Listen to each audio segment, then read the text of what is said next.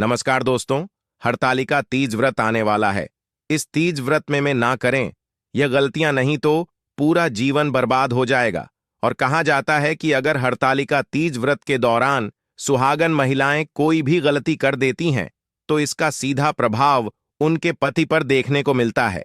यानी कि सुहागन को हरतालिका व्रत के दौरान कोई भी ऐसी गलती नहीं करना चाहिए, जो कि आज की वीडियो में हम आपको बताने वाले हैं। नमस्कार भक्तों, स्वागत है आप सभी का। आज की वीडियो बेहद ही खास है। आज की वीडियो उन सुहागन के लिए बनाई गई है जो पूजा पाठ तो करती हैं पर उन्हें पूजा का कोई फल नहीं मिलता। अगर आप भी पूजा पाठ करते हैं और आपको भी पूजा का कोई फल नहीं मिलता है तो कुछ ऐसी गलतियां होती हैं जो कि माता बहनें जरूर ही कर देती हैं। आज हम आपको उसी के बारे में बता देते हैं कि वह कौन सी गलतियां कर देती हैं जिससे हमें भगवान की कृपा नहीं हो पाती, किन कर्म से भगवान की कृपा हमें प्राप्त नहीं हो पाती। यानी कि हरतालिका तीज व्रत में ऐसी गलतियां आप भूलकर भी ना करें। माताएं बहनों, आज की वीडियो बेहद ही खास और ज्ञानवर्धक होने वाली है।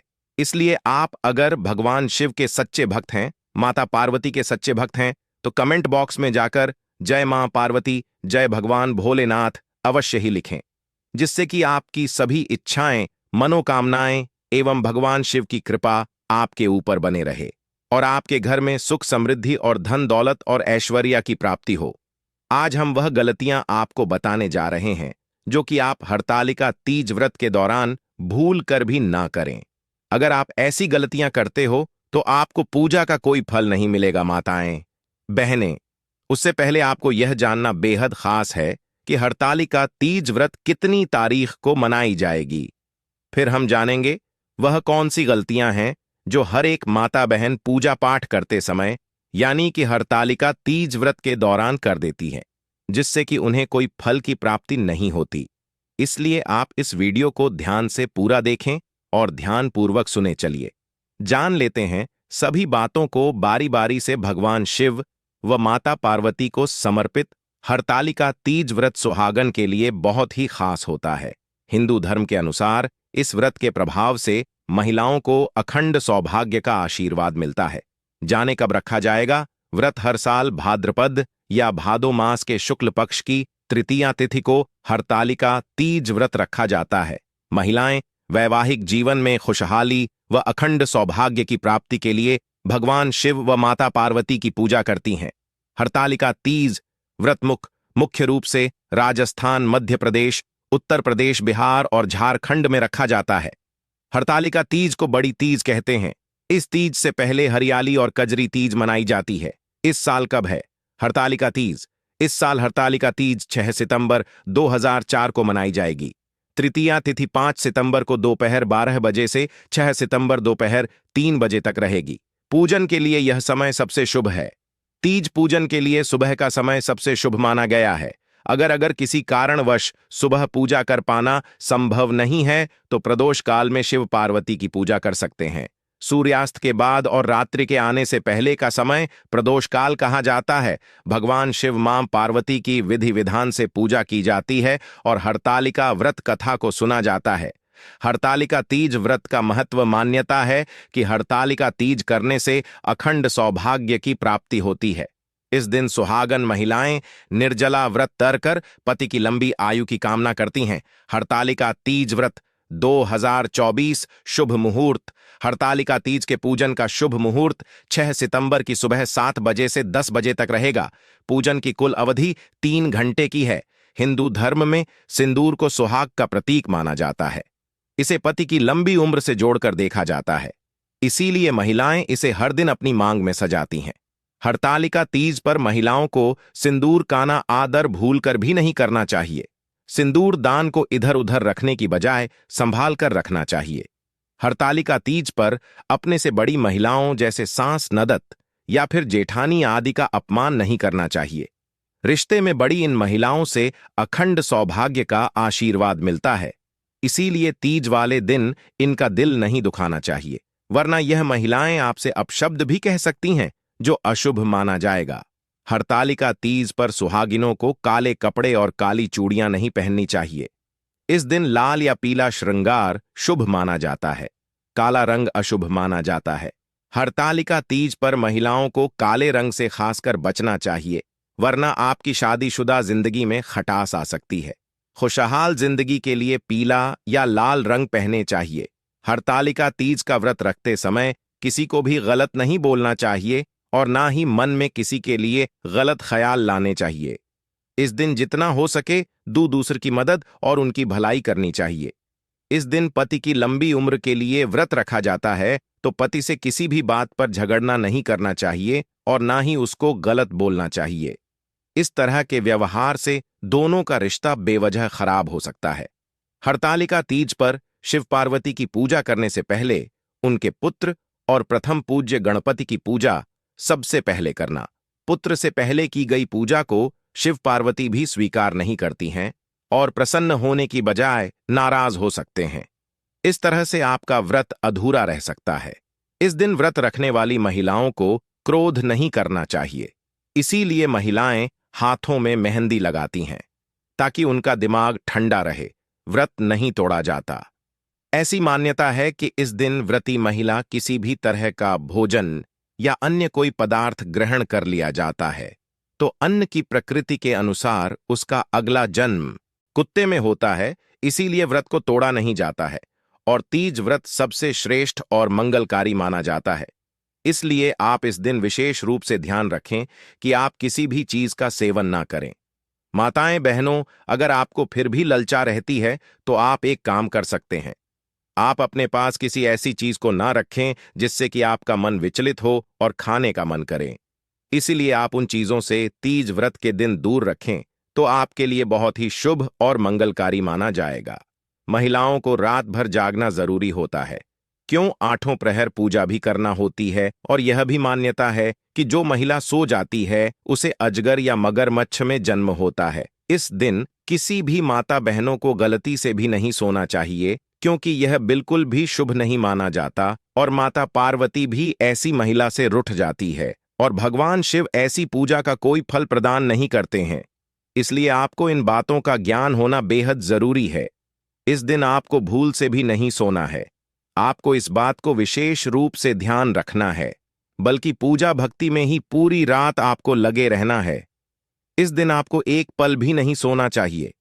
अगर आप इस व्रत को सच्चे दिल से कर रही हैं तो आपकी नींद बिल्कुल भी नहीं आने वाली है। इसलिए आपको बता दें, जो भी महिला तीज का व्रत रखती है उसे इस दिन भूल से भी नहीं सोना चाहिए, क्योंकि यह बिल्कुल शुभ नहीं माना जाता। क्योंकि जिस महिला को नींद आती, इसका मतलब सीधा उसने इस व्रत को सच्ची हृदय से, सच्चे मन से, भगवान की सच्ची आस्था से इस व्रत को रखा नहीं रखा है। इसलिए उस महिला को कभी भी नींद नहीं आती। जिसने इस व्रत को सच्ची हृदय से नहीं रखा हो, उस महिला को जरूर नींद आती है। इस बात का आपको विशेष रूप से ध्यान रखना है। माताएं एवं बहनों, आपने वीडियो को अभी तक लाइक ना किया हो तो लाइक अवश्य ही कर दें और चैनल को सब्सक्राइब करके कमेंट बॉक्स में भगवान शिव की जय अवश्य ही लिखें, जिससे कि सभी देवी देवता की कृपा आपके और आपके परिवार पर बनी रहे और भगवान शिव का आपको विशेष आशीर्वाद प्राप्त हो सके। ऐसी मान्यता है कि इस दिन महिलाएं यदि भूल से भी दूध का सेवन कर लेती हैं तो अगले जन्म में सर्प में जन्म होता है।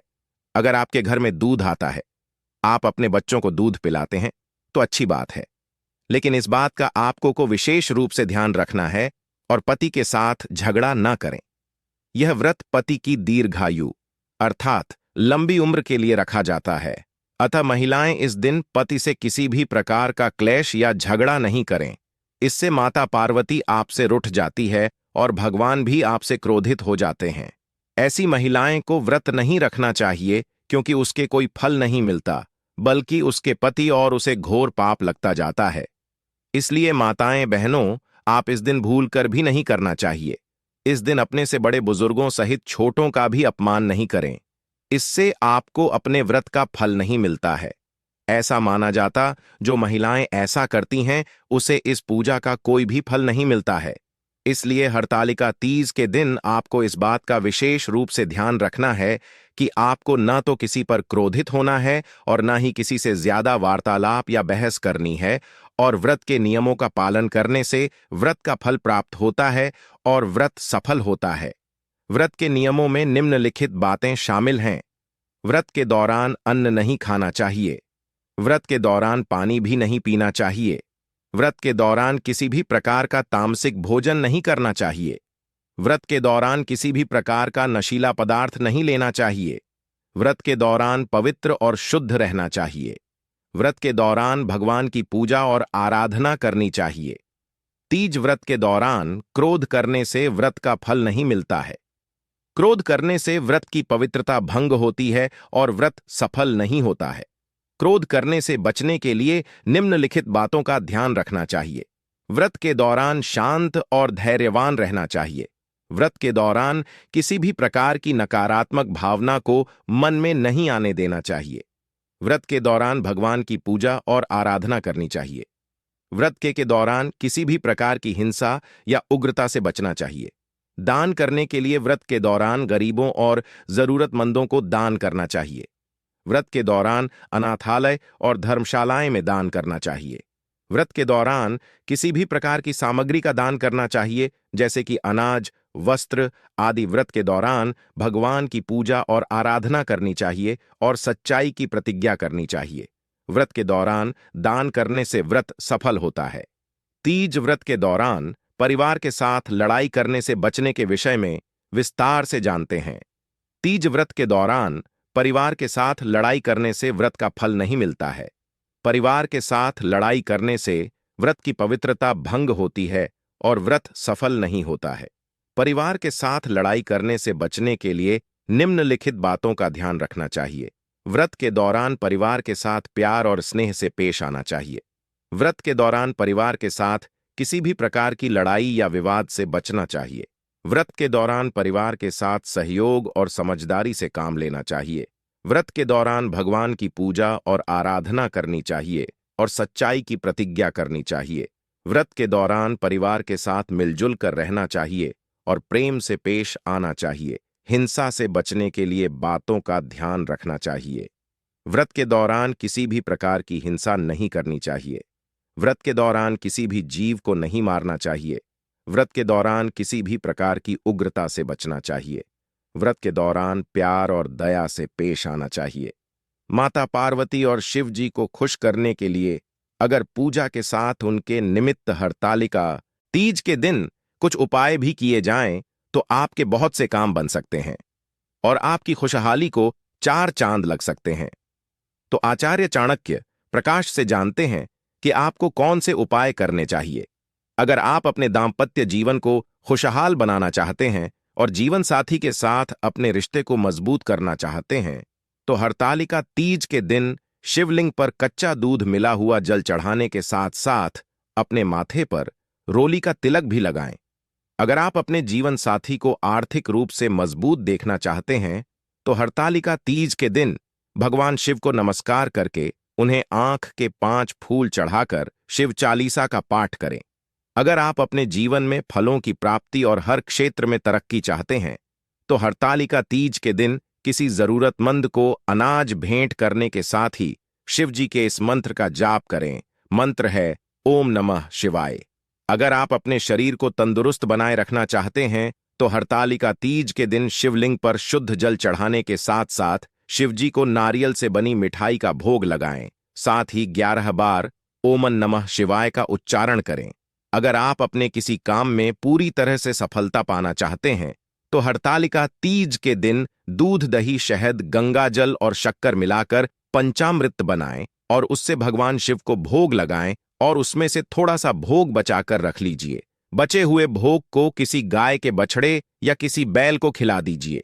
अगर आपके वैवाहिक जीवन में कोई परेशानी आ रही है, तो उसका हल पाने के लिए हरतालिका तीज के दिन पानी में गंगा जल के साथ केसर भी डालियो और थोड़ी मात्रा करके 7 बार में शिवलिंग पर अर्पित कीजिए। अगर आपके जीवन साथी का कोई महत्वपूर्ण काम बहुत दिनों से अटका हुआ है, तो हरतालिका तीज के दिन शाम के समय अपनी कामना पूर्ति के लिए शिव मंदिर में तेल का एक दीपक जलाने के बाद मंत्र का जाप करें। अगर आपके घर में लड़ाई झगड़े होते हैं तो हरतालिका तीज के दिन शिव शंभू का नाम लेते हुए बेलपत्र के तने पर थोड़ा सा गाय का देसी घी चढ़ाएं। साथ ही दोनों हाथ जोड़कर बेलपत्र को प्रणाम करें। अगर आप अपनी संतान की तरक्की चाहते हैं, उसके जीवन में खुशहाली देखना चाहते हैं, तो हरतालिका तीज के दिन एक्स बेलपत्र लेकर साफ पानी से धोकर उन पर रोली से टीका करके शिवलिंग पर चढ़ाए और हर बार एक बेलपत्र चढ़ाते समय गायत्री मंत्र का जाप करें। गायत्री मंत्र है एयु एम भूर्भुव स्वतत्सवितुर्वरेण्यम भर्गो देवस्य धीमहि धियो योन प्रचोदयात्। अगर आपके दांपत्य जीवन में मधुरता कम हो गई है तो मधुरता बढ़ाने के लिए हरतालिका तीज के दिन केले के टुकड़ों को शहद में डुबोकर शिवलिंग पर चढ़ाएं और ओम नमः शिवाय का 108 बार जाप करें। उस व्यक्ति की हर एक मनोकामना 24 घंटे के अंदर पूरी हो जाती है और उसे मनचाहा समस्या नष्ट हो जाती है। माताएं एवं बहनों, अगर इस दिन तुलसी से जो भी मांगेगा उसकी मनोकामना 24 घंटे के अंदर पूरी हो जाती है। फिर आप चाहे कुछ भी क्यों ना मांग लें। माताएं एवं बहनों, आप सभी को हम एक और उपाय बताते हैं। व्रत के दिन रात्रि में जागरण करना चाहिए और भगवान शिव और माता पार्वती की भक्ति करनी चाहिए। इससे व्रत सफल होता है और भगवान शिव और माता पार्वती प्रसन्न होते हैं। माताएं एवं बहनों, आप सभी को हम बताते कि आपने अभी तक वीडियो को पूरा देखा है तो आप वीडियो को बीच में छोड़कर ना जाएं, क्योंकि अब हम आपको तालिका तीज व्रत की वह कथा सुनाने जा रहे हैं जिसको सुनने से सभी मनोकामना इच्छाएं पूरी हो जाती हैं। इसलिए आपको पूरे ध्यान से इस कथा को अवश्य सुनना चाहिए, जिससे कि आपकी हर एक मनोकामना पूरी हो जाए और आपको लाभ की प्राप्ति हो। चलिए जान लेते हैं हरतालिका तीज व्रत कथा। हरतालिका तीज यह पौराणिक कथा शिवजी ने मां पार्वती को सुनाई थी। इसी कथा में मां पार्वती को उनका पिछला जन्म याद दिलाया था। हे गौरा, पिछले जन्म में तुमने मुझे पाने के लिए बहुत छोटी उम्र में कठोर तप और घोर तपस्या की थी। तुमने ना तो कुछ खाया और ना ही पिया, बस हवा और सूखे पत्ते चबाए। जला देने वाली गर्मी हो या कंपा देने वाली ठंड, तुम नहीं हटी। बारिश में भी तुमने जल नहीं पिया। तुम्हें इस हालत में देखकर तुम्हारे पिता दुखी थे। उनको दुखी देखकर नारद मुनि आए और कहा कि मैं भगवान विष्णु के भेजने पर यहां आया हूं। वह आपकी कन्या से विवाह करना चाहते हैं। इस बारे में मैं आपकी राय जानना चाहता हूं। नारद जी की बात सुनकर आपके पिता बोले, अगर भगवान विष्णु यह चाहते हैं तो उन्हें कोई आपत्ति नहीं, परंतु जब तुम्हें इस विवाह के बारे में पता चला तो तुम दुखी हो गई। तुम्हारी एक सहेली ने तुम्हारे दुख का कारण पूछा तो तुमने कहा कि मैंने सच्चे मन से भगवान शिव का वर्णन किया है, किंतु मेरे पिता ने मेरा विवाह विष्णु जी के साथ तय कर दिया है। मैं विचित्र धर्म संकट में हूं। अब मेरे पास प्राण त्याग देने के अलावा कोई और उपाय नहीं बचा। तुम्हारी सखी बहुत ही समझदार थी। उसने कहा, प्राण छोड़ने का यहां कारण ही क्या है? संकट के समय धैर्य से काम लेना चाहिए। भारतीय नारी के जीवन की सार्थकता इसी में है कि जिसे मन से पति रूप में एक बार वर्णन कर लिया, उसी से विवाह करें। मैं तुम्हें घनघोर वन में ले चलती हूं, जो साधना स्थल भी है, और जहां तुम्हारे पिता तुम्हें खोज नहीं पाएंगे। मुझे पूर्ण विश्वास है कि ईश्वर अवश्य ही तुम्हारी सहायता करेंगे। तुमने ऐसा ही किया। तुम्हारे पिता तुम्हें घर में ना पाकर बड़े चिंतित और दुखी हुए। इधर तुम्हारी खोज होती रही, उधर तुम अपनी सहेली के साथ नदी के तट पर एक गुफा में मेरी आराधना में लीन रहने लगी।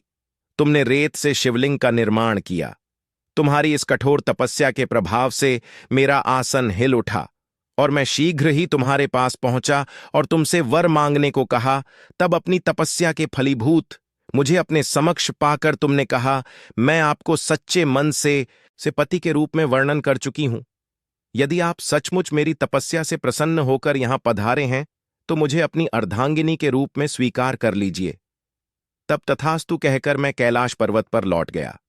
उसी समय गिरिराज अपने बंधु बांधव के साथ तुम्हें खोजते हुए वहां पहुंचे। तुमने सारा वृतांत बताया और कहा कि मैं घर तभी जाऊंगी अगर आप महादेव से मेरा विवाह करेंगे। तुम्हारे पिता मान गए और उन्होंने हमारा विवाह करवाया। इस व्रत का महत्व यह है कि इस व्रत को पूर्ण निष्ठा से करने वाली प्रत्येक स्त्री को मनवांछित फल देता हूं। इस पूरे प्रकरण में तुम्हारी सखी ने तुम्हारा हरण किया था, इसलिए इस व्रत का नाम हरतालिका व्रत हो गया। इस व्रत से जुड़ी एक मान्यता यह है कि इस व्रत को करने वाली महिलाएं माता पार्वती के समान ही सुखपूर्व पतिम करके शिवलोक जाती हैं। भक्तों, अगर आपको यह प्राचीन जानकारी अच्छी लगी तो कथा ज्ञान हिंदी चैनल को सब्सक्राइब जरूर करना ना भूले। आपका दिन शुभ हो। धन्यवाद।